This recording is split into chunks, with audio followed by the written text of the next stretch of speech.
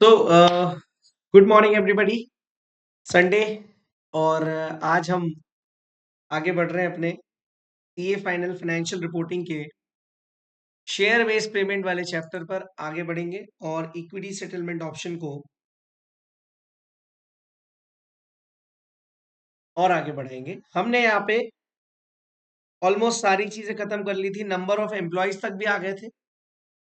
Number of employees भी हमने खत्म कर दिया था, याद होगा आपको। कल हमने calculation of employee expense, accounting number of employee expense, ये सारी चीजें खत्म कर ली थी। Now today we are going to start with something new. I hope my audio and video is clear, proper. Okay. So new heading will be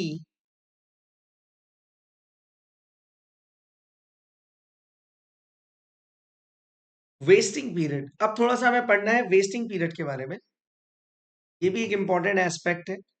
मैंने आपको journal entry करने के लिए होमवर्क दिया था, आई होप आपने कर लिया होगा। Sorry.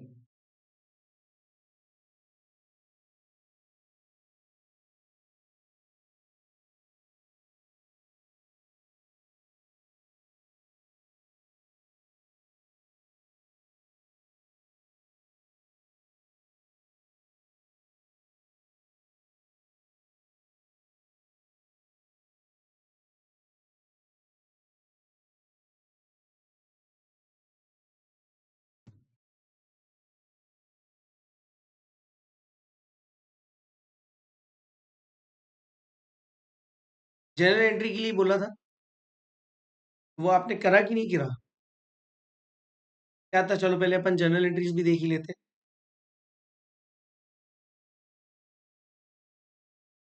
Year one, year two, year three, बहुत आसान था। पहली एंट्री हम सबको मालूम है, employee benefit expense account debit to share based payment reserve account. Amount हमने निकाला था 176640। यहाँ पे आया था 198720 और ये आया था 200640। सेम अकाउंट नीचे, अमाउंट नीचे आएगा।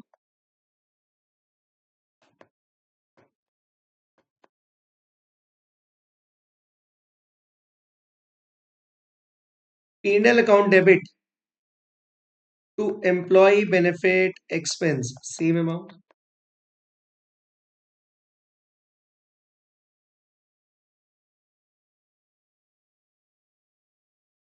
And share based payment reserve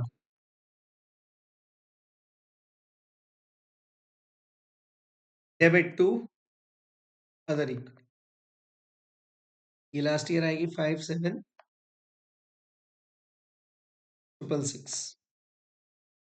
yes or no?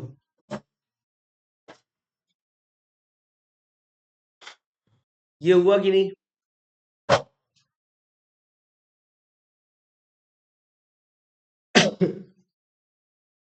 ये हो गया तो चलो एक और क्वेश्चन मैं आप लोगों को बोल देता हूं।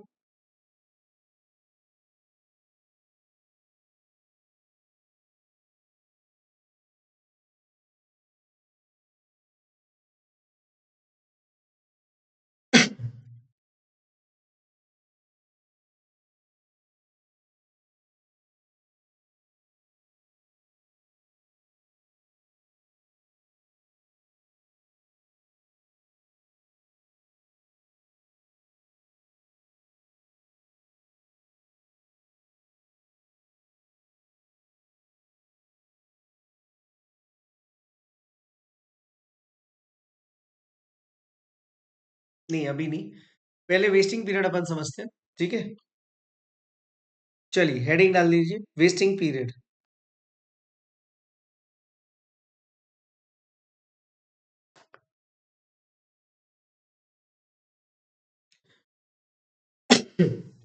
पहली बात तो ये वेस्टिंग पीरियड किस किस तरीके से कंपनी ऑफर कर सकती है, ये समझना है अपने को।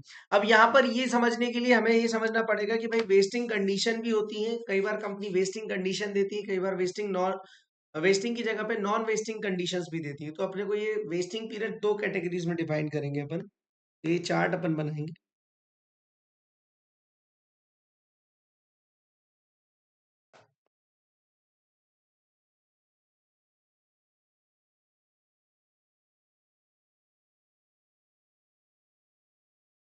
Wasting conditions. सर क्या होता है ये वेस्टिंग कंडीशन? और एक होता है नॉन वेस्टिंग।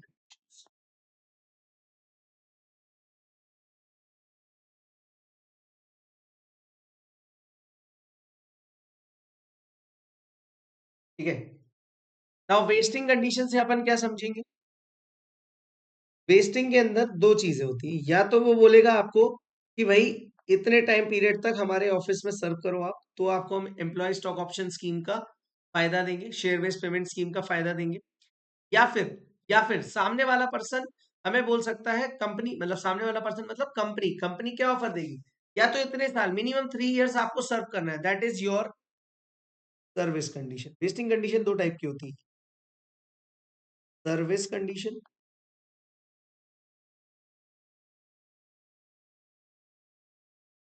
दूसरा परफॉर्मेंस। सर परफॉर्मेंस कंडीशन कैसे? परफॉर्मेंस कंडीशन का मतलब होता है कि आपको कोई टारगेट दिया जाएगा, उस टारगेट को अगर आपने अचीव कर लिया तो आपको शेयर बेस्ड पेमेंट स्कीम में ऑफर मिलेगा। Is that clear? तो यहाँ पे मैंने आपको बताया वेस्टिंग पीरियड दो चीजों से मिलके बन सकती है, या तो वेस्टिंग कंडीशन एम्प्लॉय को दी होगी कंपनी ने, या नॉन वेस्टिंग कंडीशन। अब वेस्टिंग कंडीशन भी दो तरीके की होती है, या तो उसको एम्प्लॉय को बोला होगा कि सर्विस सर्व करो, इतने साल तक एम्प्लॉयमेंट में रहो, तो ही आपको शेयर बेस्ड पेमेंट स्कीम का बेनिफिट मिलेगा, एल्स आपको नहीं मिलेगा। परफॉर्मेंस कंडीशन में भाई एक टारगेट दे दिया। टारगेट कैसा होता है कि मान लो आपको बोल दिया गया कि भाई आपको सेल्स को इंक्रीज करना है, प्रॉफिट्स को इंक्रीज करना है इस करेंट इतने सालों में, तो हो सकता है वेस्टिंग में सर्विस और परफॉर्मेंस दोनों साथ में भी हो सकती है, अलग अलग भी दी जा सकती है, डिपेंड करता है अपने केस। ओके। ओके। चलो, तो अब अपन देखते हैं सर्विस कंडीशन क्या होती है। सर्विस कंडीशन हम बचपन से पढ़ते आ रहे हैं। Under this employee has to stay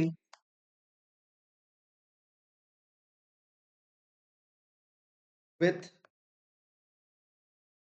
the company for certain number of years. Under this condition, employee has to stay with the company for certain number of years. For example अपने को vesting period 3 years दिया रहता है, तो 3 साल से पहले अगर वो छोड़ के गया तो क्या उसको शेयर बेस्ड पेमेंट स्कीम में बेनिफिट मिलेगा? Answer is no. On the other hand, if I talk about performance condition,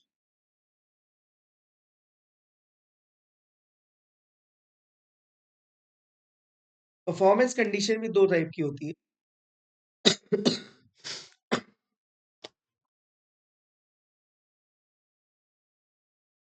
दो टाइप की होती है।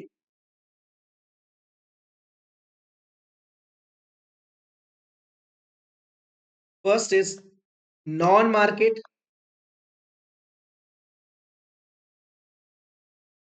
Based, another one is market based. एक होता है नॉन मार्केट बेस्ड, दूसरा होता है market based. Is that clear?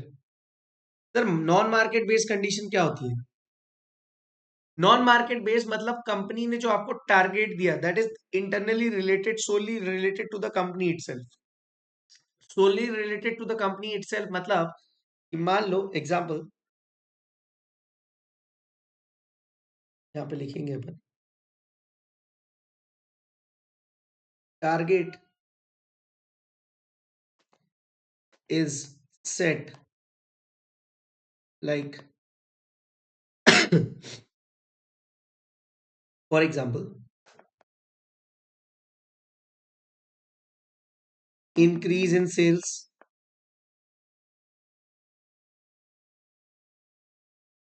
increase in profits,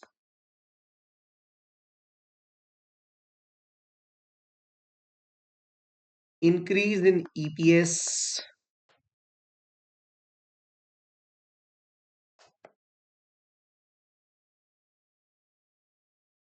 decrease in cost, इस तरीके के टारगेट अगर आपको मिलते हैं, ये टारगेट्स, इस तरीके के टारगेट अगर आपको कंपनी देती है, तो भाई साहब ये कौन से टारगेट हो गए सर? ये हो गए non market based performance condition basically.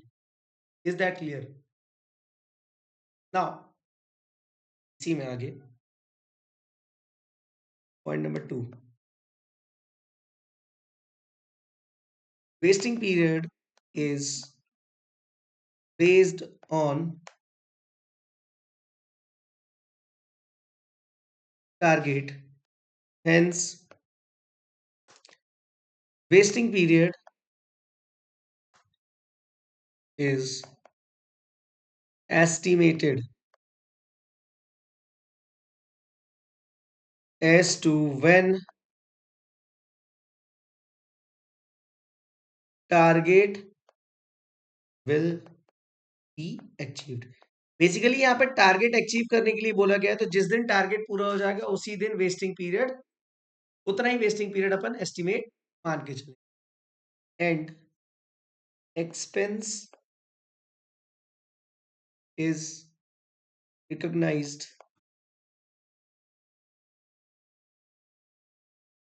on estimated wasting period।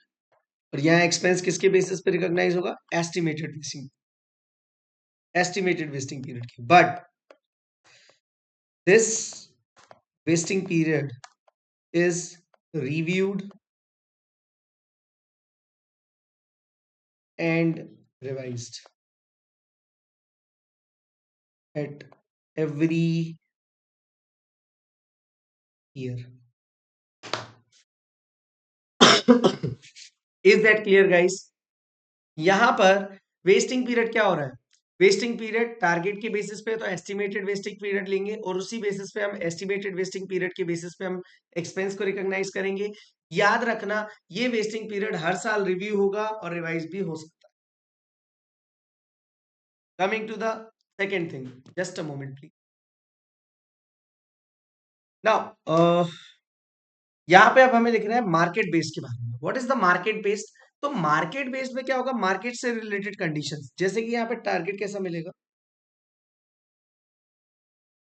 यहां भी टारगेट मिलेगा दोस्तों। तो टारगेट is set like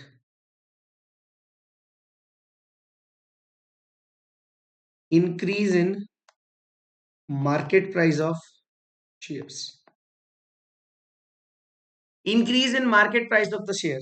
अगर आप ये वाले फैक्टर्स देखोगे, ये कंपनी के सोनली कंपनी से रिलेटेड है कि कंपनी की इंडिविजुअल सेल्स बढ़ा दी, प्रॉफिट बढ़वाना, ये टारगेट क्या है? कंपनी से रिलेटेड है, राइट? ईपीएस बढ़ा दिया, या फिर यहां पर क्या हो गई दोस्तों? कॉस्ट को डिक्रीज कर दिया। इस तरीके से वेस्टिंग पीरियड अपने को डिसाइड होगा। बट यहाँ पे external market price of the shares को इंक्रीज करने की बात है। सेकेंड पॉइंट लिखेंगे इसी।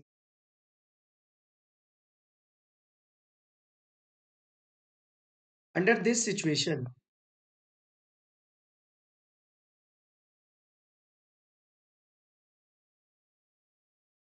Company estimates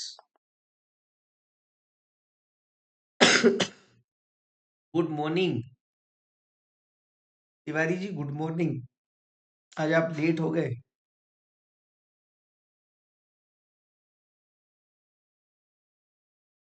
company estimates vesting period and expenses are recognized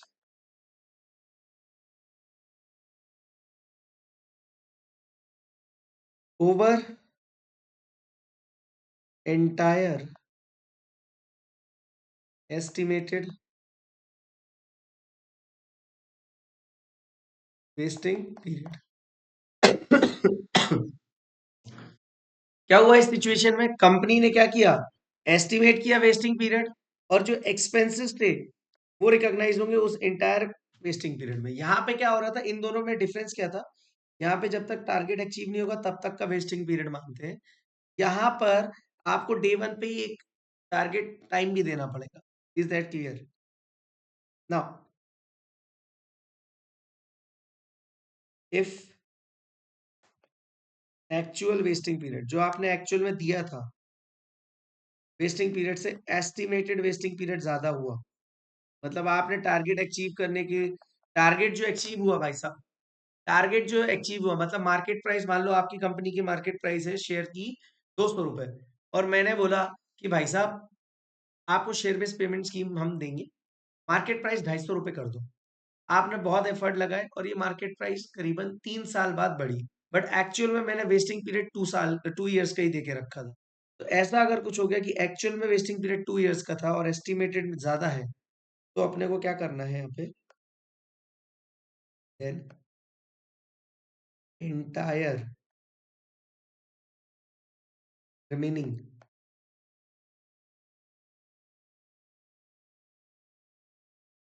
period expense will be recognized in last year of actual vesting period. Last year of actual vesting period, last year of actual vesting period मतलब देखो, आपको company की तरफ से 2 साल का target मिला था, आपको बढ़ा मार्केट प्राइस बढ़ाने में लग गए 3 साल, तो 2 साल जो सेकेंड ईयर है एक्चुअल वेस्टिंग पीरियड का, लास्ट ईयर है एक्चुअल वेस्टिंग पीरियड का, उसी साल पूरा का पूरा एक्सपेंस रिकॉग्नाइज कर लिया जाएगा बुक्स में। ओके, और इसका उल्टा भी तो हो सकता है, if actual wasting period is more than and the estimated one, मतलब कंपनी ने आपको 2 साल दिया, आपने 1 साल में ही मार्केट प्राइस बढ़वा दी, then expenses recognized over estimated, जो एस्टिमेटेड पीरियड है मतलब 1 साल के अंदर अपने एग्जांपल में, ये रहा आपका चार्ट। कैसा है देखो, हमने क्या स्टार्ट किया, पहले तो मैंने आपको होमवर्क कंप्लीट करवा दिया, that is the general entries. फिर हमारा नेक्स्ट था वेस्टिंग पीरियड। वेस्टिंग पीरियड कैसे डिटरमाइन होता है, तो मैंने आपको बताया कि या तो कंपनी आपको वेस्टिंग कंडीशन ऑफर कर रही होगी या non wasting condition. Wasting condition के अंदर हमने पढ़ा दो तरीके की कंडीशंस होती हैं, या तो सर्विस कंडीशन या performance condition.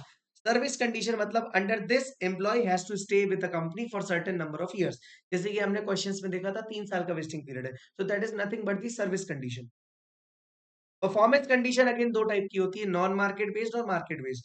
Non market based में क्या होता है, अगर देखो परफॉर्मेंस कंडीशन है मतलब कोई टारगेट मिला है, अब वो टारगेट कैसे है, या तो मार्केट बेस्ड है या नॉन मार्केट बेस्ड है। नॉन मार्केट बेस्ड मतलब कंपनी के इंटरनली, कंपनी का इंटरनल कंपनी से रिलेटेड जो टारगेट है, जो कंपनी की इंटरनल अफेयर्स है उससे रिलेटेड जो टारगेट है वो, तो वहां पे क्या हो जाता है, या तो increase in sales, increase in profits, increase in EPS, increase in decrease in cost, ये वाला part. Vesting period is based on target, hence vesting period is estimated as to when the target will be achieved. यहाँ पे क्या है, ये target के basis पे होता है, तो वो जब एस्टिमेट होगा, जब अचीव होगा तभी अपन उसको रिकॉग्नाइज करेंगे बेसिकली।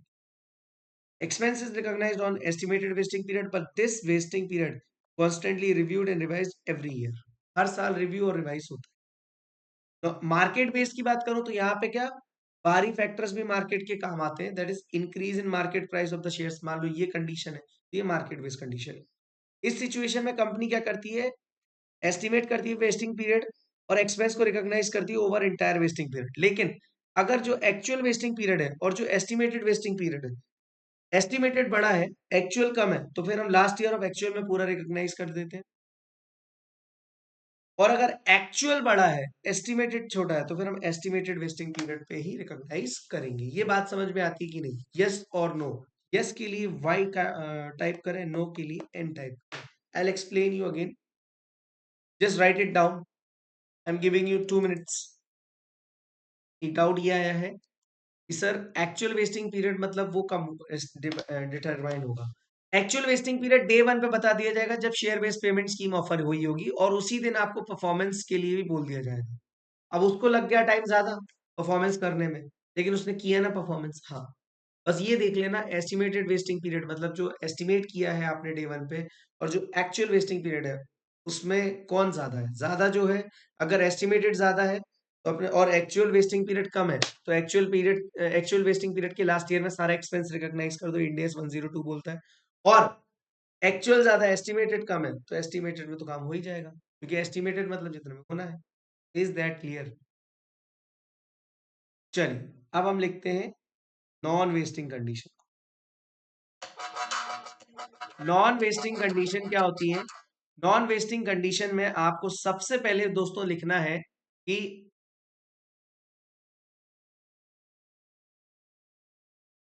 पहला पॉइंट,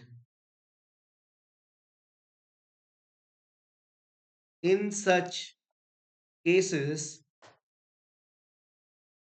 देयर आर, यहां पे कोई नॉन वेस्टिंग का मतलब क्या है? जो वेस्टिंग नहीं है बेसिकली, तो there are no vesting period and hence entire expense is recognized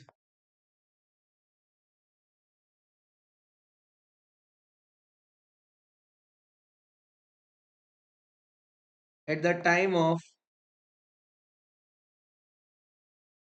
exercising option.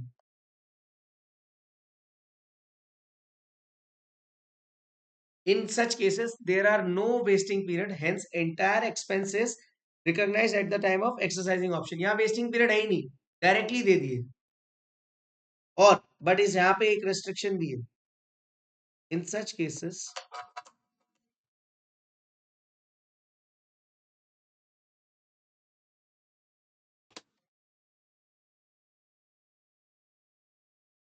There are post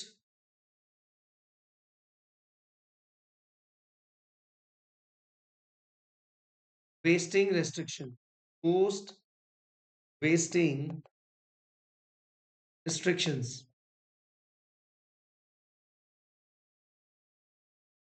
on sale of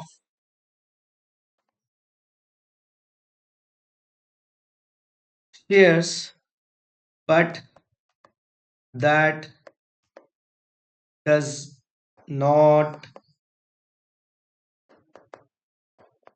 impact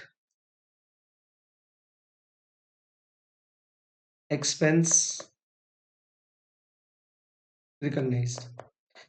अब यहाँ पे क्या है यार, यहाँ पे कोई कंडीशन फुलफिल नहीं करनी है एम्प्लॉय को। एम्प्लॉय को डायरेक्टली शेयर्स मिल जाएंगे, बस उसके उस पे रेस्ट्रिक्शन रहेगा, post wasting restriction on sale of such shares. Post wasting restriction का मतलब होता है कि भाई ई शॉप मिलने के 2 या 3 साल बाद तक आप वो शेयर्स बेच नहीं सकते। दिस इज द रिस्ट्रिक्शन, समझे? So this was the entire story behind the vesting period. ये पूरे चार्ट में मैंने आपको बहुत अच्छे से लिखा दिया कि भाई वेस्टिंग पीरियड का क्या है, क्या इंपैक्ट है। ठीक है, नाउ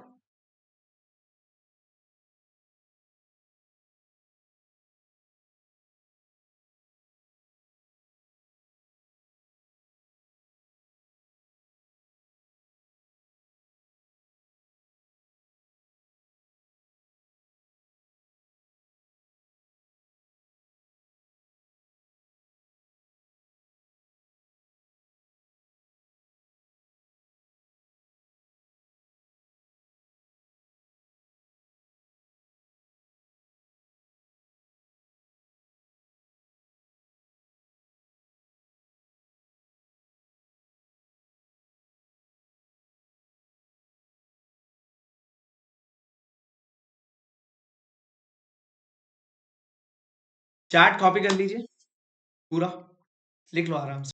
चलिए, आई होप लिख लिया होगा।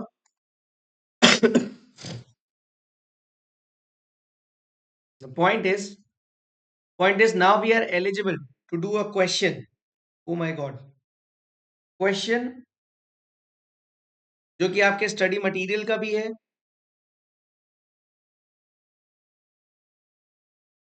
और अपनी नोट्स का भी है।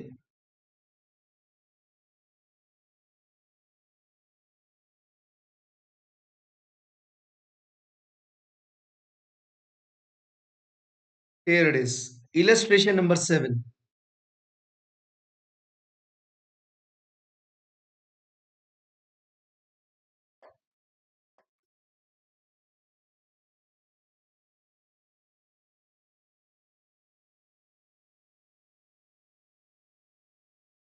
इस क्वेश्चन को थोड़ा सा इंपॉर्टेंट मान के चलिएगा। नवंबर 18 एंड मई 19 एग्जाम में आ चुका है। अंकिता होल्डिंग। एक बार इसको पढ़ते हैं फटाफट से। Ankita Holding grants 100 shares to each of its 500 employees on 1st January 2011. The employees should remain in the service during the vesting period. Shares will vest at the end of the first year, second year and third year. First year कब waste हो जाएंगे? अगर company की earning कितनी हो गई? 12% हो। Company की अर्निंग अगर इंक्रीज हुई more than 20% over 2 year period, तो सेकेंड ईयर 2 साल का वेस्टिंग पीरियड होगा। तीसरा, if the company's entity's earning is more than 22% of over the 3 year period, तो 3 साल का वेस्टिंग पीरियड होगा। मतलब डिपेंड करेगा अर्निंग के बेसिस। Is that clear?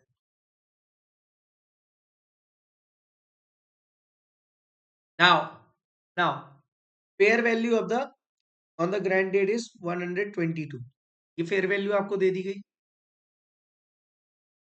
और बोलो, इन 2011 मतलब first year earnings increase by 10% and 29 employees left the organisation. मतलब 29 employees left the organisation. Total कितने थे? 500 थे। ईयर वन पे एक्चुअल नंबर ऑफ एम्प्लॉइज बता दिए गए एंड ईयर एंड वन पे कितने एम्प्लॉइज छोड़ के गए। अभी तक हमें ये ऐसा बताया नहीं गया था। Okay, now company expects that the shares will vest at the end of the year 2012। Earning हमारी 10% से बढ़ी। हमारा एक साल ही क्या होता वेस्टिंग पीरियड अगर अर्निंग हमारी 12% से बढ़ती।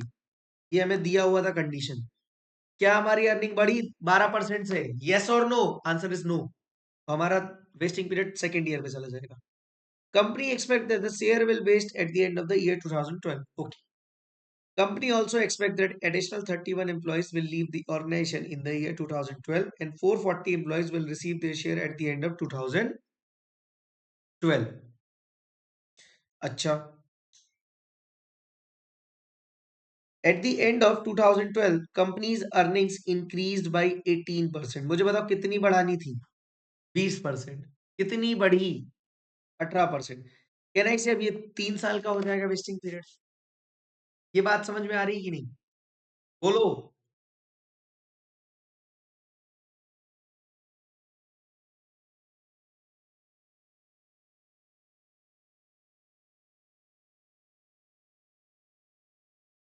Yes. Therefore, the shares did not waste. Only 29 employees left the organization during 2012. Company believes that additional 23 employees will leave in 2023. Earnings will further increase so that the performance target will be achieved. 2013 में जो target था वो 22% था और वो achieve हो गया है। Further increase so that performance target 22% था, अचीव हो गया। At the end of the year 2023, only 21 employees have left the organization. Assume that the company's earning increased to desired level and the performance target has been met. Determine the expense to be recognized for each year and pass appropriate journal entries. अब मुझे एक बात बताओ, 3 साल का तो vesting period हो गया, हमने क्वेश्चन पढ़ा। प्लस पहले साल कितने एम्प्लॉयज छोड़ के जा रहे हैं? सर एक तो 29 एम्प्लॉयज पहले ही साल छोड़ के जा रहे हैं और इनको एक्सपेक्टेशन क्या है कि नेक्स्ट ईयर 31 एम्प्लॉयज छोड़ के जाएंगे। मतलब पहले साल ही आपको पता चल गया कि 29 तो एक्चुअल में चले गए हैं और नेक्स्ट ईयर में 31 और चले जाएंगे। Yes or no? Next year का डेटा क्या है? पिछले साल के 29 तो लेस करने ही है, प्लस यहाँ पे और क्या बोला? 29 एम्प्लॉयज इस साल भी लेफ्ट करके चले गए और एडिशनल 23 एम्प्लॉयज नेक्स्ट ईयर हो सकता है छोड़ के चले जाएं। और लास्ट ईयर पे सिर्फ 21 गए। एक्चुअल डेटा ही दी के रखा है, परसेंटेज में कोई एम्प्लॉय का रिमूवल नहीं दिया हुआ है। और जब जब नंबर ऑफ एम्प्लॉय की हम कैलकुलेशन करते हैं, डेटा हम चेक करते हैं कि परसेंटेज में दिया है या एक्चुअल में दिया है, तो हमें एक्चुअल वाला ही फॉलो करना पड़ेगा। Is that clear? अरे तुमको समझा कि नहीं? बोलो। तो फटाफट से एक्सपेंस निकालने के लिए तो अपने को टेबल बनानी पड़ेगी बच्चों, टेबल। एंड वो टेबल कैसे बनेगी? ऐसे टेबल बनाएंगे।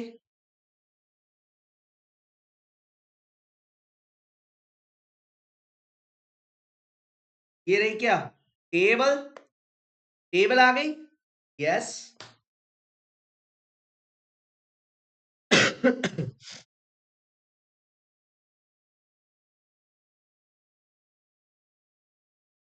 पहले आप ट्राई करना चाहते हो, बिल्कुल करो। आप भी ट्राई करो, मैं भी ट्राई करता हूँ। नंबर ऑफ एम्प्लॉइज कितने? 500 है। फर्स्ट ईयर 29 जाएंगे और 31 और जा सकते हैं, एक्सपेक्टेशन है। टोटल कितने बचे? 440। नेक्स्ट ईयर 500 है। 29 तो ईयर वन में चले गए, 29 एक्चुअल में ईयर टू पे गए, और 23 एक्सपेक्टेशन है थर्ड में भी जाएंगे। ये बचे 419। नेक्स्ट ईयर 500 है। 29 फर्स्ट में गए थे, 29 सेकंड में गए, और 21 गए हैं एक्चुअल में थर्ड में, तो टोटल आ गए 421।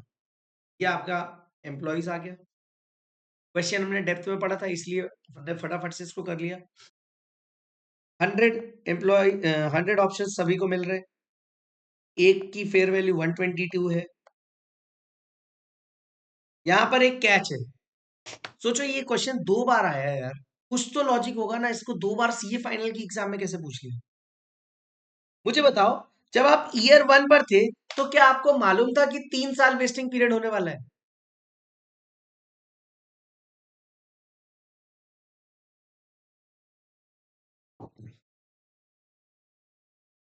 जब आप ईयर वन पर थे, मतलब आपको 12% चाहिए था, तब आपको मालूम था कि थर्ड ईयर तक वेस्टिंग पीरियड जाएगा? नहीं जाएगा, नहीं पता था। सर वो तो हमें सिर्फ इतना पता चला कि 12% चाहिए था, हमने 10% ही अर्निंग इंक्रीज करी तो सेकेंड ईयर हो गया, वेस्टिंग पीरियड 2 साल हो गया। ओके। मतलब यहाँ जो हम पीरियड फैक्टर लेने वाले हैं ना दोस्तों, ये ईयर वन में 1/2 लेंगे, ना कि 3। क्योंकि हमें ईयर वन पे कितना पता था?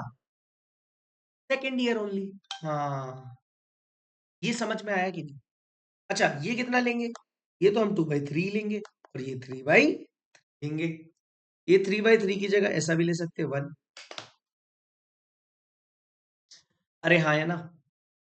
बस सॉल्व कर लो इसको। कितना आ रहा है बच्चों?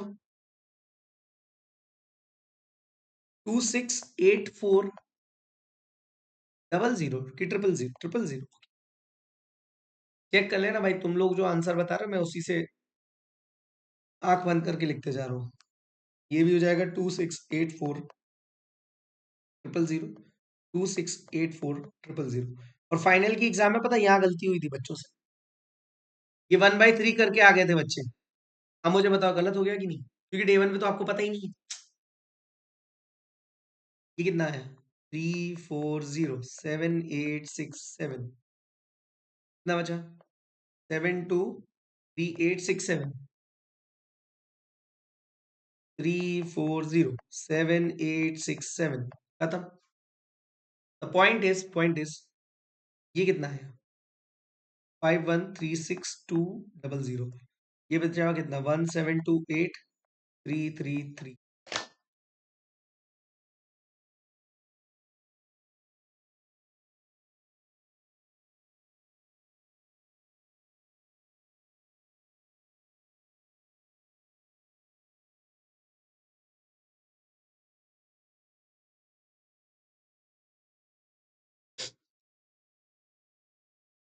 अब क्या करना है दोस्तों? अब अपने को करना है जर्नल एंट्री। चलो जर्नल एंट्री पास कर देते हैं। जर्नल एंट्री में क्या करना है? सबसे पहली एंट्री क्या होगी? अच्छा, ईयर वन क्या था अपना? यहाँ 2011 था।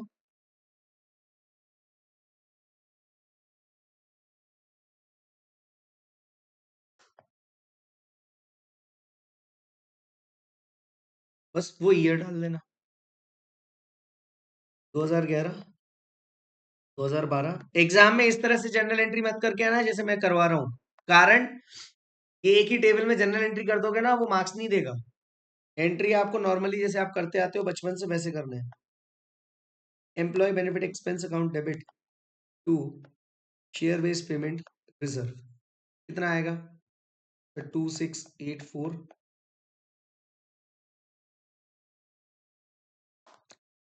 क्या जाएगा? 723867,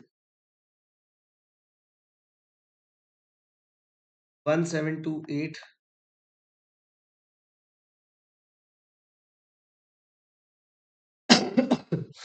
ये क्लियर है?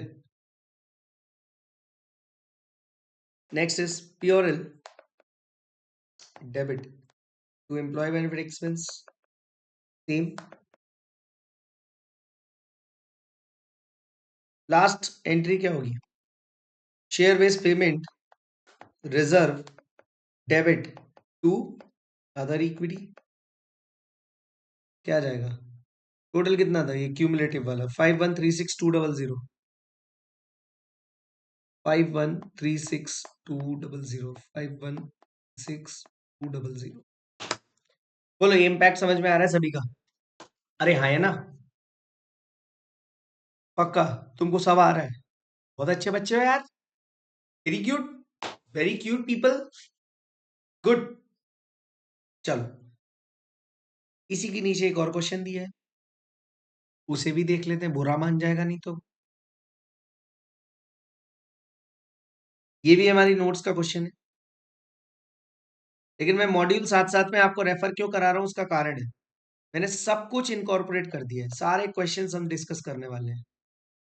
ऐसा कोई क्वेश्चन नहीं होगा जो हम नहीं करेंगे। समझ में आया? देखो, हमारी नोट्स का अंकिता, क्वेश्चन नंबर 8 कौन सा था टेक्स्ट बुक का? क्वेश्चन नंबर 8 मॉड्यूल का इलस्ट्रेशन 7, वही क्वेश्चन है पूरा, ठीक है? फिर देखो, ये जो एसीसी वाला क्वेश्चन है, क्वेश्चन 11 जो मॉड्यूल का इलस्ट्रेशन 8 है, ये भी हम कराएंगे। जो नोट्स में क्वेश्चन है ना, वो भी मैं आपको कराऊंगा, जो पास्ट एग्जाम वाले हैं। Don't you worry about it, every single question will be done by us. आज से 2 या 3 दिन में जब ये चैप्टर खत्म होगा ना, आपके सारे क्वेश्चन इस प्लेनेट के खत्म हो चुके हो। This is my commitment to you, don't you worry about it. Yes or no? Answer is yes. Now, ACC Limited granted 10,000 shares. ACC Limited granted 10,000 share options to one of its manager. Now, in order to get the option, the manager has to work for next 3 years. मतलब क्या हो गया next 3 years? मतलब organisation में 3 साल तक काम करना है। And reduce the cost of production by 10%। मतलब ये क्या हो गया सर? ये हो गई हमारी क्या, सर्विस कंडीशन। और ये जो कॉस्ट ऑफ प्रोडक्शन वाली, ये परफॉर्मेंस कंडीशन है। ये दोनों दिए, एंड लिखा है, तो मतलब दोनों फुलफिल होनी चाहिए, यस और नो, साइमल्टेनियसली। हाँ, मतलब इसको 3 साल तो काम करना है, और उस 3 साल में प्रोडक्शन कॉस्ट भी कम करनी है। Fair market value on the date of grant of option was 95 rupees. Year 1 पे 12% हमने क्या किया, 12% कॉस्ट रिडक्शन कर दिया, मतलब हमारा टारगेट अचीव हो गया। यस। ईयर 2 में हमने 8% ही कॉस्ट रिडक्शन कर पाए, मतलब हमारा टारगेट अचीव नहीं हुआ। तो क्या हम अगले साल जाएं कि नहीं? पिछले क्वेश्चन में और इस क्वेश्चन में एक डिफरेंस है। पिछले क्वेश्चन में क्या था, कंपनी के ऊपर था टारगेट का, एम्प्लॉय के ऊपर नहीं था। यहाँ पे क्या है, 3 साल तो करना ही पड़ेगा ना, तो आपको थर्ड ईयर जाना पड़ेगा, थर्ड ईयर में वापस से अचीव हो जा रहा है। तो how the expense will be recorded, मतलब यहाँ पे ये पूछा गया है कि भाई साहब आप हमें ये बताइए कि कैसे एक्सपेंस पर एनम रिकॉर्ड किया जाएगा कंपनी के द्वारा। बोलो। तो हमें वापस से टेबल बनानी पड़ेगी एक्सपेंस पर एनम की।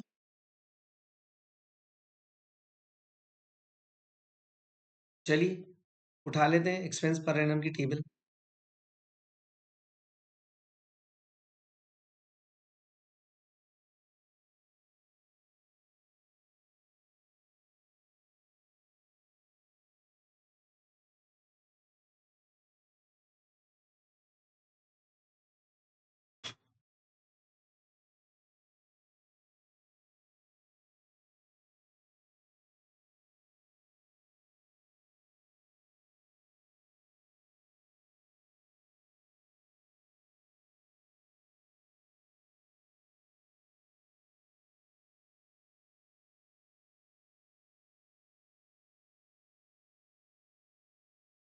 नाउ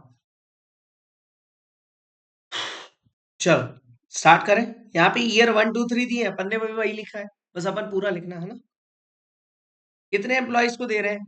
चलो अब ये बताओ कितने एम्प्लॉयज को अपन ये ऑफर दे रहे हैं? जल्दी बताइए कितने एम्प्लॉयज को अपन ये ऑफर दे रहे हैं, बताओ।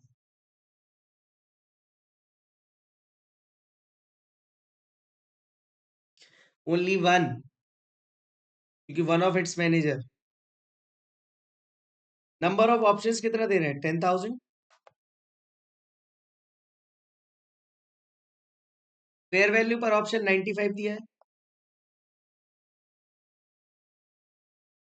Next is period factor 1/3।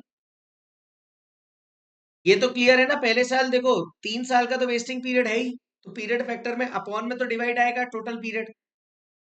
पहले साल में अचीव हुआ, दूसरे साल में नहीं अचीव हुआ तो 0, तीसरे साल में आएगा 3/3 या 1। ये 0 क्यों आया समझ में आया? टारगेट मैच नहीं हुआ इस वजह से। बताओ कैलकुलेट करके बताओ। 31667, ये भी आ जाएगा 31667। ये कितना आएगा? 0। और इसमें से लेस करोगे 31667, ये भी आ जाएगा क्या? -31667। नेक्स्ट ईयर आएगा 95, ये 0, और इसमें कितना आ जाएगा 95। Is that clear? अरे बोलो।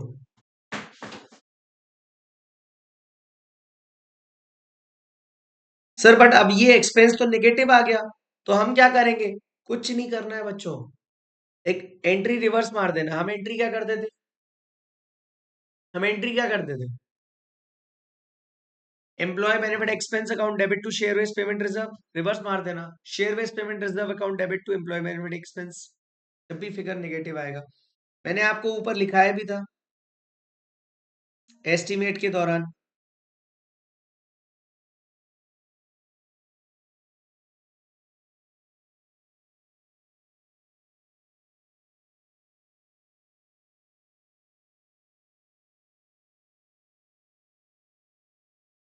नोट देखो, if in any year expense is negative then entry for expense should be reverse. Reverse मतलब हम जो यूजुअली कर रहे हैं employee benefit expense account debit to share based payment reserve, तो वो रिवर्स हो जाएगी, मतलब share based payment reserve account debit to employ benefit expense. बोलो समझा कि नहीं? आसान है चैप्टर या थोड़ा टिपिकल है? बोलो everyone.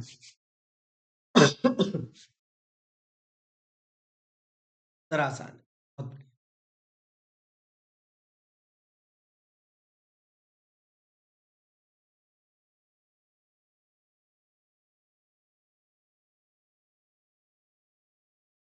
Now comes one more thing,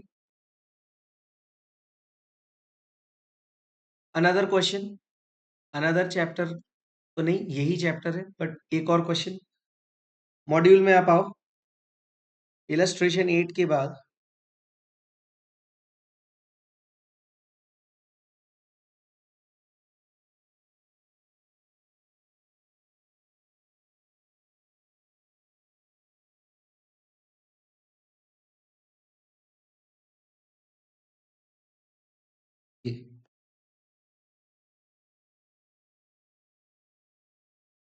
question number 4, test your knowledge.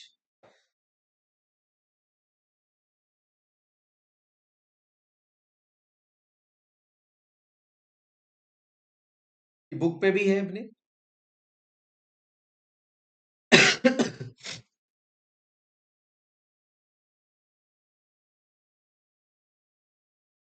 Book का क्वेश्चन नंबर 13 है, yes.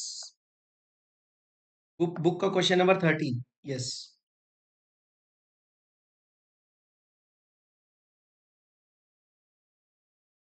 Test your knowledge question 4 and question 13 of book.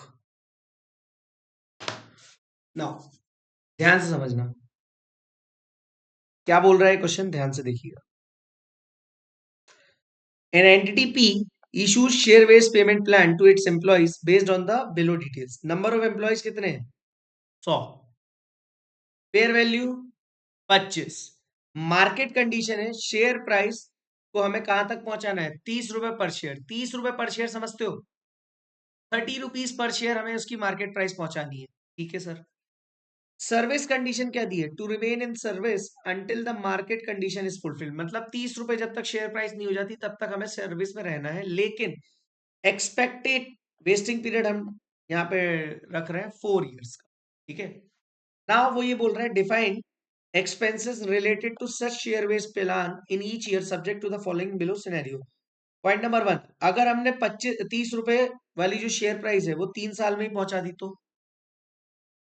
Second, market condition is fulfilled in year 5, मतलब 5 साल लग गए और हमारा एस्टिमेशन क्या है? 4 years. चलो तो अपन फटाफट से इसको देख लेते हैं. फटाफट से इसकी बना लेते हैं टेबल. सिनेरियो 1 में और सिनेरियो 2, हमें यहाँ पे दोनों सिनेरियोज में टेबल बनानी पड़ेगी.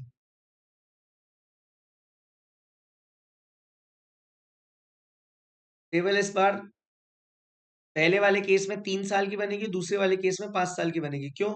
मैंने आपको चार्ट में क्या बताया था?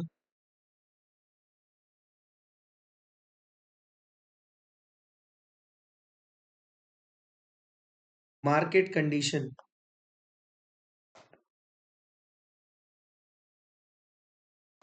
इफ फुलफिल्ड इन 3 years, तो फिर कैसे बनेगा? मुझे बताओ. नंबर ऑफ एम्प्लॉयज में तो कोई दिक्कत है ही नहीं इस चैप्टर में. और हमने चार्ट में क्या पढ़ा ऊपर? ये देखो चार्ट में क्या था? एक्चुअल वेस्टिंग पीरियड है, एस्टिमेटेड वेस्टिंग पीरियड में अगर एस्टिमेटेड ज्यादा बड़ा है तो फिर last year of actual vesting period में हमें रिकॉग्नाइज करना है, और अगर एक्चुअल वेस्टिंग पीरियड ज्यादा बड़ा है तो एस्टिमेटेड पे लास्ट पे. समझ में आया? तो हमें यहाँ पे क्या करना होगा? पहले वाले में अगर हमारा एस्टिमेटेड वेस्टिंग पीरियड कितना है सर? 4 साल है. और एक्चुअल यहाँ पे कितना है? 3. मतलब 3 और ये 4, ये एक्चुअल वेस्टिंग पीरियड है और ये एस्टिमेटेड वेस्टिंग पीरियड है. मुझे बताओ, हमें last year of actual vesting period पे ही सब कुछ रिकॉग्नाइज करना पड़ेगा? Yes or no? Yes or no? बोलो बच्चों, मेरे प्यारे प्यारे वंडरफुल फ्यूचर चार्टर्ड अकाउंटेंट्स, बोलो कब करना पड़ेगा? सर 3 साल. और इस केस में सर, ओ सर, ये 5 है और ये 4 है, हमें ये 4 के अंदर ही पूरा करना पड़ेगा. ओके, इसलिए आपने इतना भयंकर पूरा कंसेप्ट बताया. हाँ. ओ तभी उसने पूछा होगा. हाँ. तभी मॉड्यूल में भी दिया है. हाँ. तभी एग्जाम में भी आया होगा. हाँ. अच्छा, तो पढ़ना पड़ेगा. हाँ. इधर नंबर ऑफ एम्प्लॉयज कितने? 100. कोई प्रॉब्लम ही नहीं है. नंबर ऑफ ऑप्शंस, एक शेयर दे रहे हैं भाई. देख रहे हो तुम? कुछ भी नहीं दिया है तो एक शेयर ही दे रहे हैं ये लोग.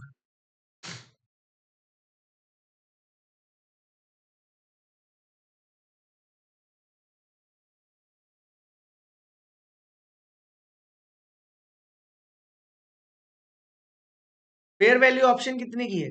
25 रुपए. Period factor sir, sir again यहाँ फंसे. क्यों? क्या ईयर 1 पे पता है कि आपको टारगेट का आपका 3 साल में कंप्लीट हो जाएगा? नो. तो 1/4, 2/4 और 3/3. 1/4 क्यों किया सर? हमें डे 1 पे हमारा जो एस्टिमेशन है वो 4 years है. हमें क्या पता था कि 3 साल में ये अचीव हो जाएगा? हाँ, तो ईयर 1 के एंड पे तो अपने को 1/4 ही लेना है. इवन ईयर 2 पे भी अपन को यही करना है. थर्ड ईयर पे जब कंप्लीट हो गया तो 3/3 करना है. कितना आएगा ये? 625 बोल रहा हूँ. 625. ये 1250. इसमें 625 लेस हो जाएगा तो अगेन 625 बचा. ये 25 तो इसमें 1250 लेस हो जाएगा तो 1250 बचेगा. Is that clear? एंट्री पास करने का बोला ही नहीं तो अपन करेंगे नहीं बच्चे. पार्ट नंबर बी, तो 2 पार्ट पूछे थे ना।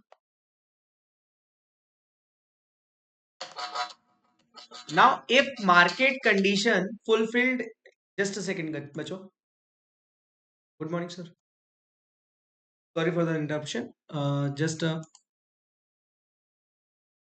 अब यहाँ पे अपन क्या करेंगे बताओ, मुझे एक बात बताओ, यहाँ पे लिखेंगे market, market condition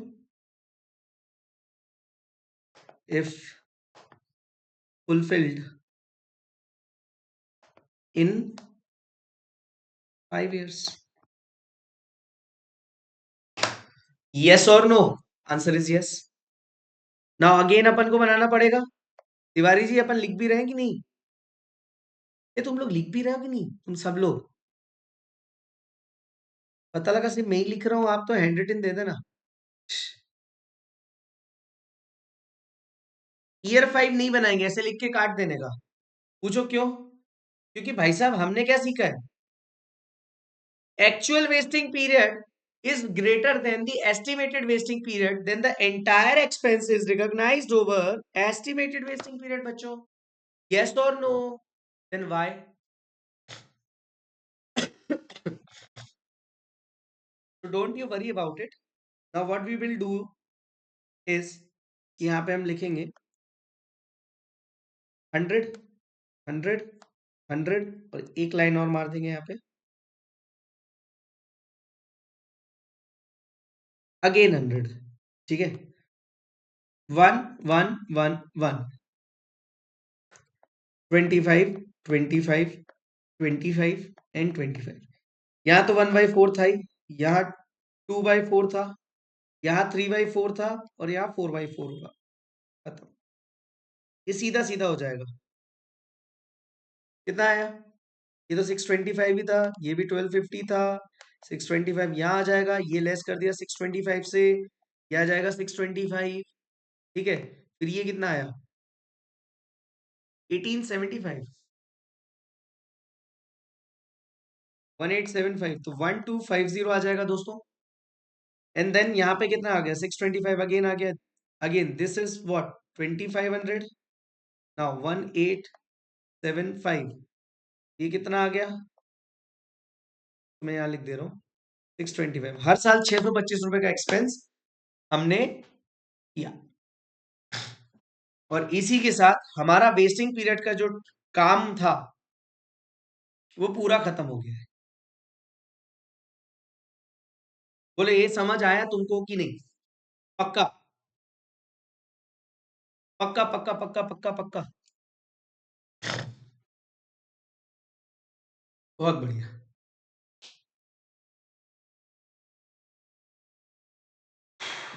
now now अब मैं आपको बता देता हूं अपने को नोट्स के कौन से क्वेश्चंस देखने हैं। एक तो ये क्वेश्चन नंबर 12 आप कर सकते हो, मॉड्यूल का इलस्ट्रेशन नंबर 9 है, क्वेश्चन 12 मॉड्यूल इलस्ट्रेशन नंबर 9, ये आज आप होमवर्क में करो, ठीक है, अच्छा क्वेश्चन है, मतलब मैं ये मानता हूं ये कर सकते हो आप।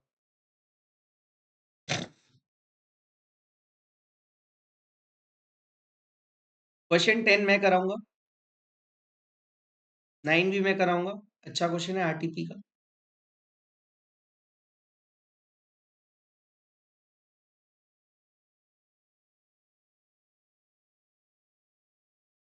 क्वेश्चन 7 अपने नोट्स का जो है वो मॉड्यूल का ही है,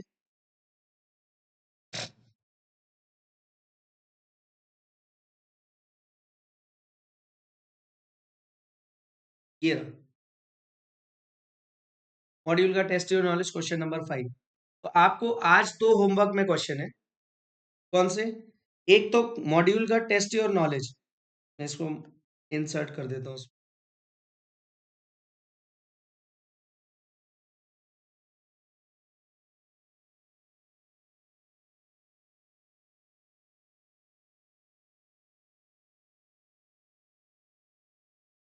होमवर्क, इसको अपन ऐसा भी बोल सकते हैं क्वेश्चन 7 ऑफ बुक।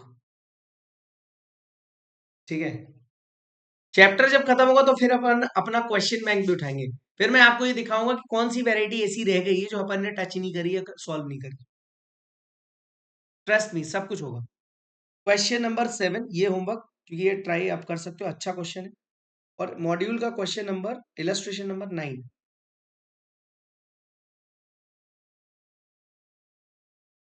8 हो गया, 9 ईयर।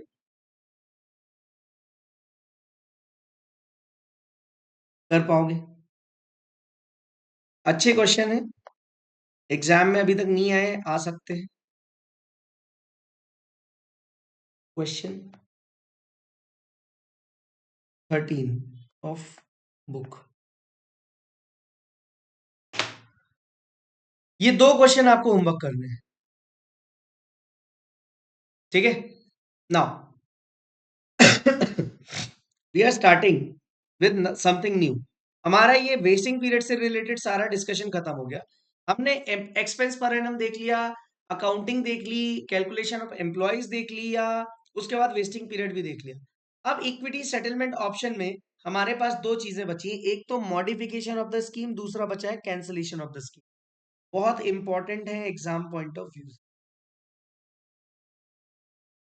क्योंकि ये ई शॉप में नहीं पढ़ा था हमने। अभी तक तो जो हमने पढ़ा उसमें कई चीजें हमने ई शॉप में पढ़ी हुई थी।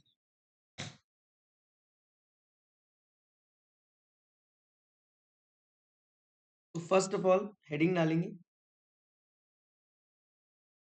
मॉडिफिकेशन। मॉडिफिकेशन का मतलब क्या होता है, anyone? Modification, modification means change in the terms of share based payment scheme offered to employee by the company. जो शेयर बेस्ड पेमेंट स्कीम, मैं एक कंपनी हूं एचडी लिमिटेड, मैंने क्या किया, आपको, आप मेरे एम्प्लॉय हो, मैंने आपको ना एम्प्लॉय होने के खातिर मैंने आपको ना share based payment scheme offer करी। आगे जाके मैंने उसके कुछ टर्म्स एंड कंडीशन चेंज कर दिए, तो that is nothing but modification. Is that clear? यहां तक में कोई डाउट? बोलो। नहीं? चलो, तो पहला क्वेश्चन हमारे मन में आया, question number 1, what is modification.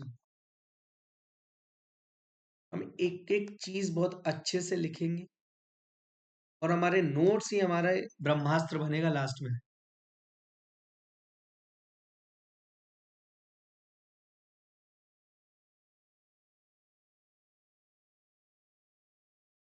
Okay, an answer.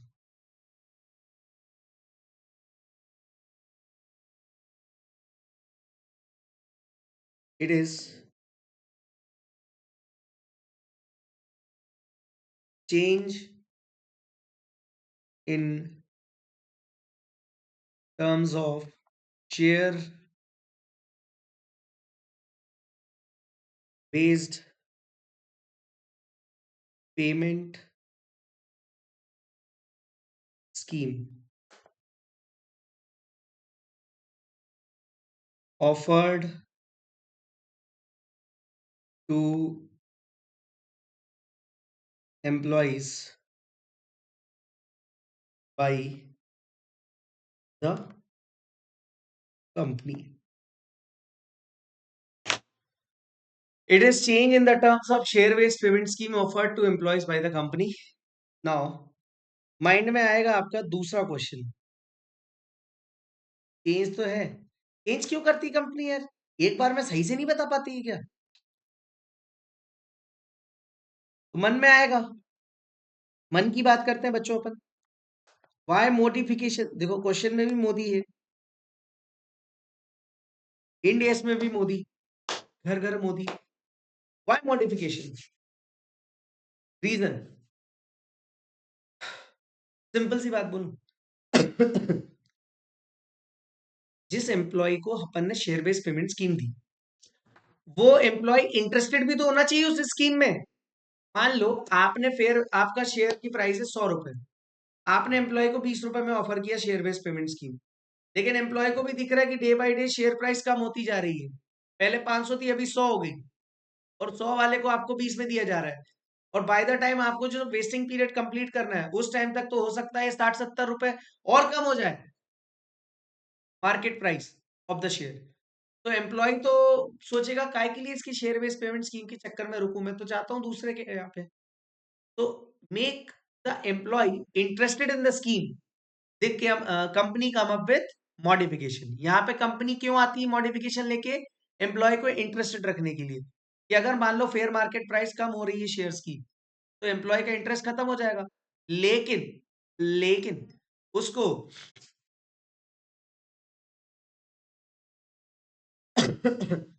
लेकिन ऐसा ना हो, ऐसा बिल्कुल भी ना हो। एम्प्लॉयज का मॉडिफिकेशन में जो इंटरेस्ट है, मतलब एम्प्लॉय का शेयर बेस्ड पेमेंट स्कीम में जो इंटरेस्ट है उसे बना रहे, उसमें बना रहे, इसके लिए कंपनी मॉडिफिकेशन लेके आती है। तो हम लिखेंगे answer, if fair market value of shares are decreasing, fair market value of the shares are decreasing during vesting period, then employees lose interest in the company, sorry, in the scheme। ये बात समझ में आ रही है? And hence to keep interest of employees in the scheme,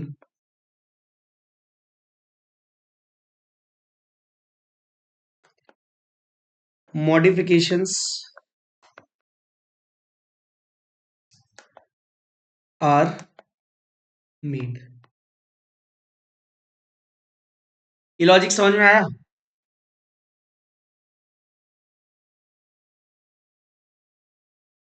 Modifications should be such that, or in such manner that it is advantageous to, और modification कुछ इस तरह से होगा ताकि एम्प्लॉय को एडवांटेज दिखे, तभी तो उसका इंटरेस्ट बना रहेगा। अदरवाइज इंटरेस्ट ही खत्म हो गया, और इंटरेस्ट खत्म हो गया तो मतलब ही नहीं रहा। Is that clear? Yes or no? Answer is yes.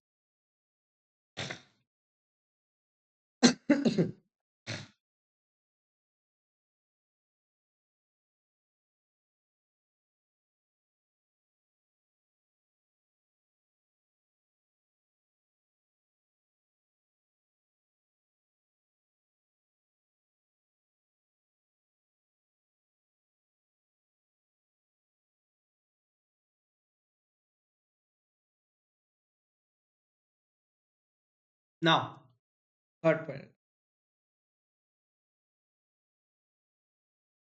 अब मुझे एक बात बताओ, ये बात पढ़ने से आपको थोड़ा सा ये समझ में आया कि मान लो जब मैंने ये दो बातें समझ में आ गई, पहले यहां तक बताओ और लिख गई कि नहीं? फटाफट से मुझे बताइए। Yes people. ओके, यहां तक समझ में आ गया है? यहां तक समझ में आ गया है, फिर तो कोई दिक्कत है ही नहीं ना यार, फिर काहे की दिक्कत? ओके, अब ध्यान से समझना। मैं एक कंपनी हूं और आप क्या हो? एम्प्लॉय। मैंने आपको share based payment scheme offer करी, आपने क्या किया? आप उसमें ऑप्ट कर लिया, आपने उसमें सारी कंडीशन मांगी। एक साल के बाद आपको आप डिसइंटरेस्टेड लगे, मुझे ऐसा लगा यार मुझे शेयर बेस्ड पेमेंट स्कीम में कुछ मॉडिफिकेशन करना पड़ेगा, अदरवाइज ये सामने वाला जो एम्प्लॉय है ना ये चला जाएगा। क्या ना, इसे जब मैंने मॉडिफिकेशन किया तो कुछ बेनिफिशियल किया होगा, कुछ आपके लिए बेनिफिट किया होगा। बेनिफिट किया होगा, क्या किया होगा कि भाई आपको क्या डर था कि भाई 100 रुपए का शेयर आपको कितने में मिल रहा था, 20 रुपए में, लेकिन आगे जाके उसकी प्राइस 20 रुपए रहेगी ही नहीं। तो मैंने आपको कमेंट कर दिया कि भाई जो मैं 20 रुपए का शेयर दे रहा था आपको, अब मैं आपको वही शेयर 30 रुपए का दूंगा। मतलब आपको, मुझे एक बात बताओ, आपको जो शेयर मिलने वाला था सॉरी, इसको मैं लिख के बताता हूँ, ध्यान से देखना। ये कंपनी, ठीक है, बहुत फेमस कंपनी, इसने अपने एम्प्लॉयज को, एम्प्लॉय का नाम है बडी, ये बडी को क्या किया इन्होंने, शेयर्स दिए, ठीक है। शेयर बेस्ड पेमेंट स्कीम में ये 100 रुपए का शेयर इसको दे रहे थे ₹20 में, 20 रुपए, मतलब ये 20 रुपए ले रहे थे इसके, और 80 का ई शॉप एक्सपेंस बुक कर रहे थे share based payment scheme. Share based payment reserve में ₹80 का एक्सपेंस बुक कर रहे थे। यस और नो, ये बात समझ में आ रही है? जल्दी बताओ तो मैं आगे बढ़ू। I am waiting for your response.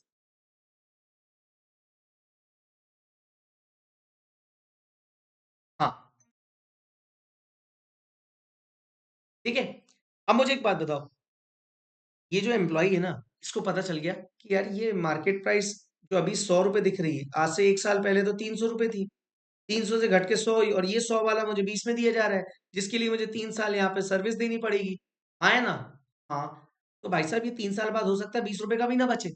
हाँ, तो कंपनी क्या बोलती है, एक काम कर, ये जो 20 रुपए का शेयर दे रहा था ना मैं काम कर रहा हूँ, सुन, मैं कितने शेयर दे रहा था तेरे को, 20 रुपए का एक शेयर दे रहा था, और मैं तेरे को 100 शेयर दे रहा था 20 रुपए के। एक काम कर, तू 150 शेयर ले ले और 15 रुपए में ले। मुझे बताओ, कंपनी को अभी तक कंपनी कितने का एक्सपेंस बुक कर रही थी, 80 का, अब यहाँ पे कितना हो जाएगा, 85 का एक्सपेंस बुक करना पड़ेगा। मतलब 5 रुपए का एडिशनल एक्सपेंस बुक करना पड़ेगा। Yes or no? आर्यन, पंकुरी,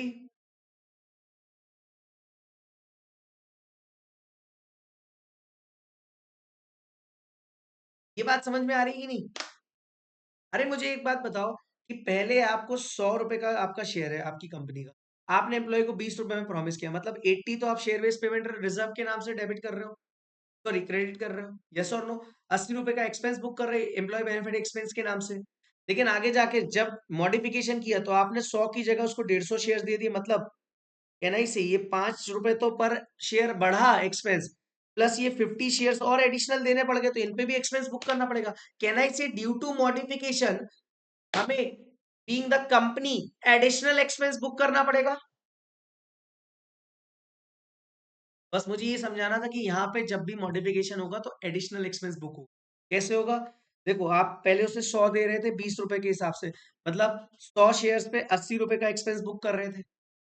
अब आप क्या कर रहे हो, 150 शेयर्स पे 150 शेयर्स दे रहे हो उसको 15 के हिसाब से, मतलब ये 50 और 5 रुपए एक्स्ट्रा बुक करने पड़ेंगे आपको भी ये एक्सपेंस।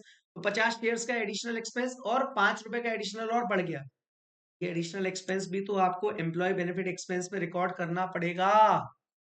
अरे all my chartered accountants, future chartered accountants, आपको ये बात समझ में आएगी नहीं? बोलो।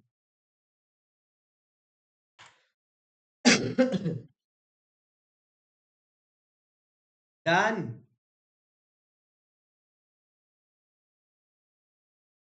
श्योर।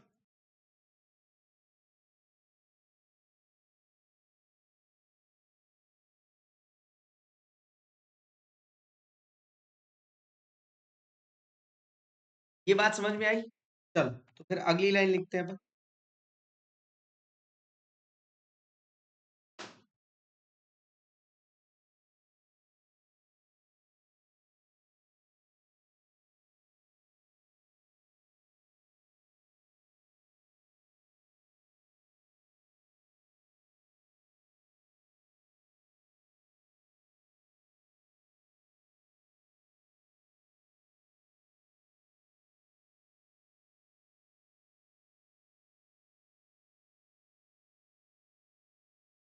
तो अपन अगली लाइन क्या लिखेंगे?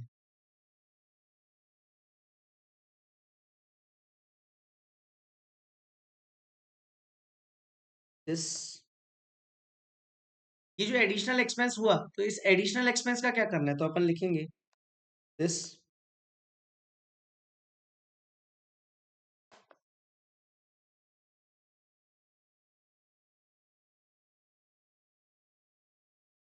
expense due to modification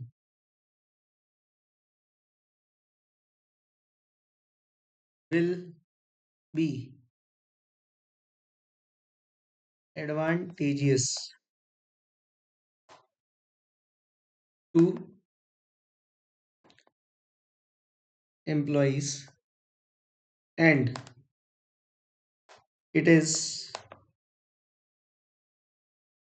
expense for the company. It is expense for the company. ये बात समझ में आई?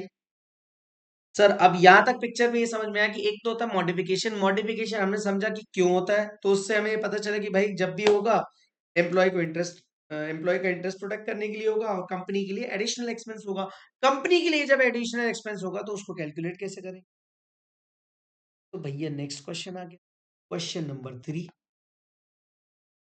Calculation of additional expense.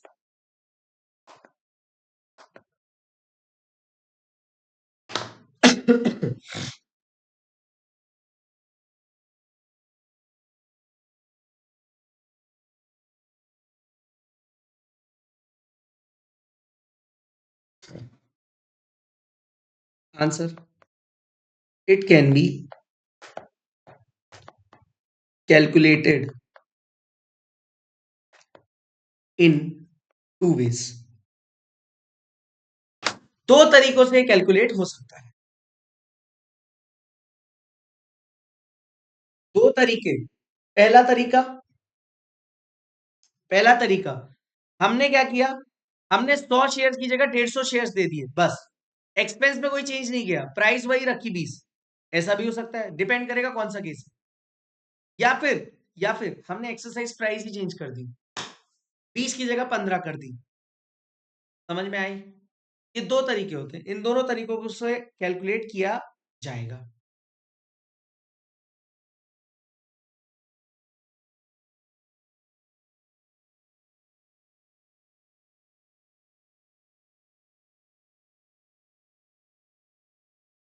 इतना समझ में आ रहा है कि नहीं? ये लिखा कि नहीं? पक्का? फटाफट से लिखते हैं इसको आगे। देखो, दो तरीके, इसे chart banana.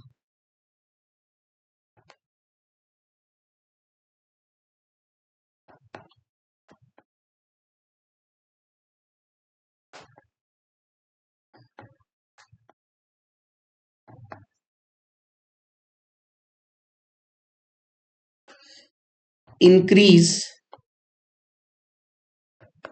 In number of options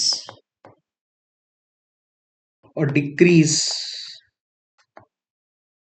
in exercise price.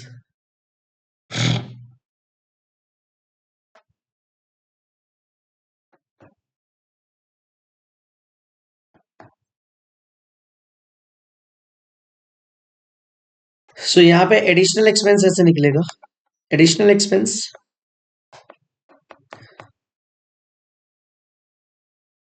Equals to additional options multiply fair value of options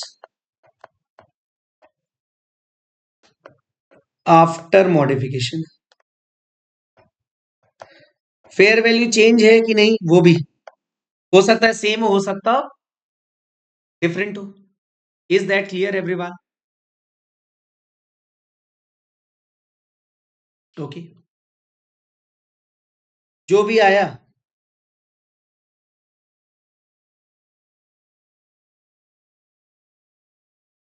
this is nothing but additional expense.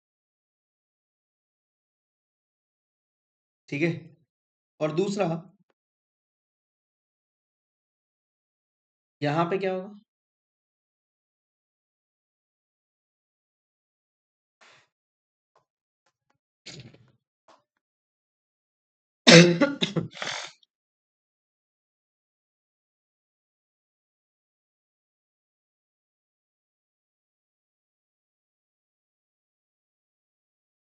fair value of options after modification. Modification पे बहुत questions आते हैं।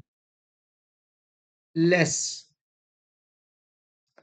fair value of options before modification. सिर्फ fair value में change है, तो इनका difference निकाल के उतने ऑप्शन से इंटू कर दो, तो आपको पता चल जाएगा।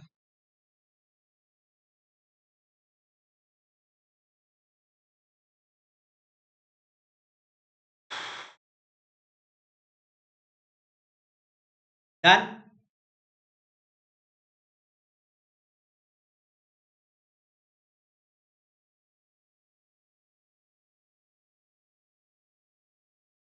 क्या है समझ में कि नहीं?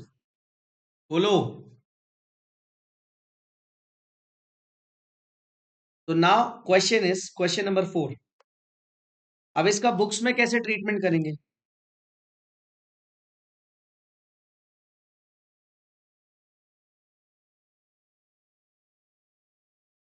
ट्रीटमेंट ऑफ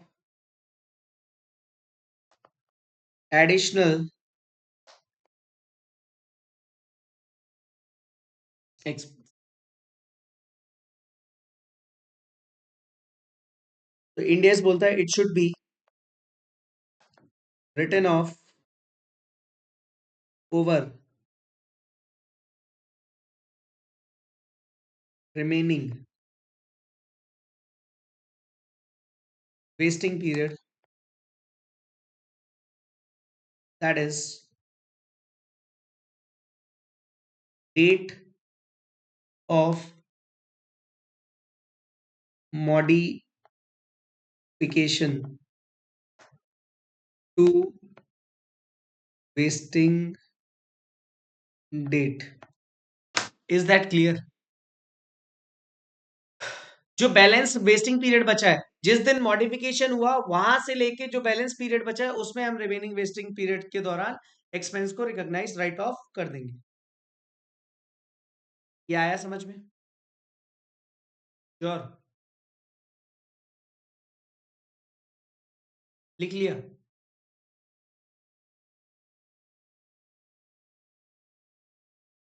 जल्दी बताओ।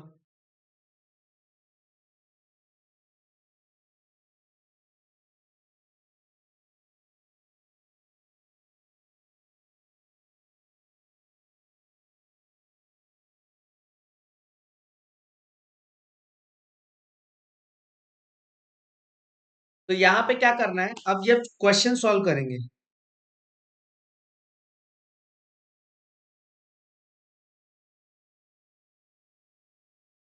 while solving question, step 1, expense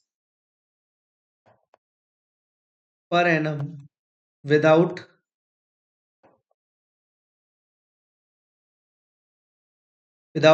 modification.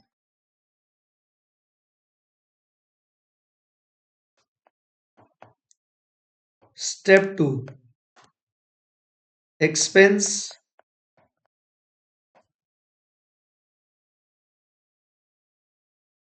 step 2 additional expense. सबसे पहले तो हमें एक्सपेंस पर एनम निकालना है, जैसे हम निकालते आ रहे थे विदाउट मॉडिफिकेशन, और स्टेप नंबर 2 में क्या करना है, एडिशनल एक्सपेंस। स्टेप 3,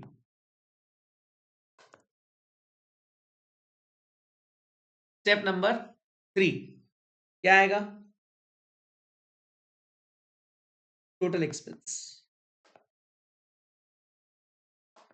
मतलब स्टेप 1 प्लस स्टेप 2, इस तरह से अपने को क्वेश्चन सॉल्व करना।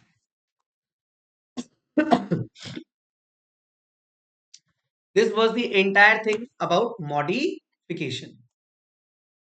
बोलो आया समझ में या नहीं? Done with it?